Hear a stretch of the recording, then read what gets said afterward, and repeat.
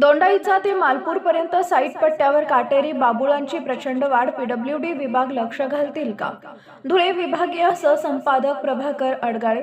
दोंडाईचा येथील बांधकाम विभाग अर्थात पीडब्ल्यूडीचे अक्षम्य दुर्लक्ष झाल्यामुळे वाहन चालकांना मोठा धोका पत्करून वाहन चालवावं लागतंय.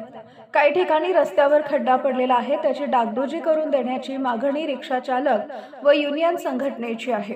आता पावसाळा संपला, हिवाळा सुरू झालाय, तरी काटेरी बाबूळ काढून टाकण्यात यावे अशी मालपूरकर जनतेची मागणी आहे. ज्या ठिकाणी काटेरी बाबूळ बोरी मोठमोठी झाली आहे ती काढण्यात यावी.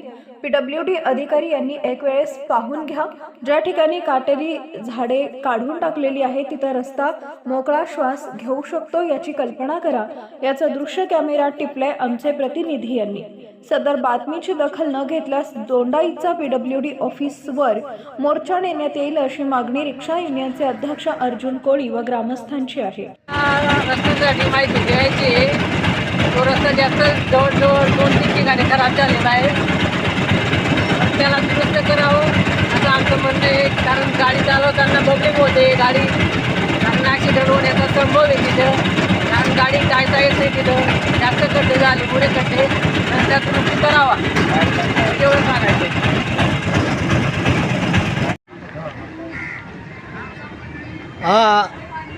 नमस्कार. नमस्कार. तुमचं नाव सांगा. अर्जुन बुधाकोळी. तुम्ही रिक्षा युनियनचे अध्यक्ष आहात का? हो. बरं, आपल्या मालपूर तर दोंडाईच्या या रस्त्यावरती काटेरी बाबूळ भरपूर झालेले आहेत. खूप झालेलं आहे सर. तर त्या संदर्भामध्ये आपण एक बातमी लावत आहोत. तरी त्या रस्त्याची काय दुरवस्था आहे, तुमचं मत काय आहे सांगा बरं. लवकरात लवकर दुरुस्ती व्हायला पाहिजे. कारण आम्हाला ड्रायव्हिंग करायला खूप प्रॉब्लेम येतो आणि त्या टर्नवरती गाड्या दिसत नाही आम्हाला. कारण की आम्ही पॅसेंजर गाड्या चालवतो ना. आजूबाजू खूप गाणे आजूबाजूला आणि बाबूळ खूप झालेले आहेत. टर्नवरती काही दिसत नाही, नाईटला तर काही दिसत नाही. रात्री खड्डे खूप बनलेले आहेत.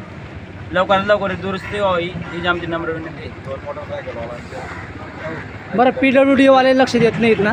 हां, ते लक्ष देत नाही. मग त्यांना आपण सावध करतोय. त्यासाठी बातमी आहे.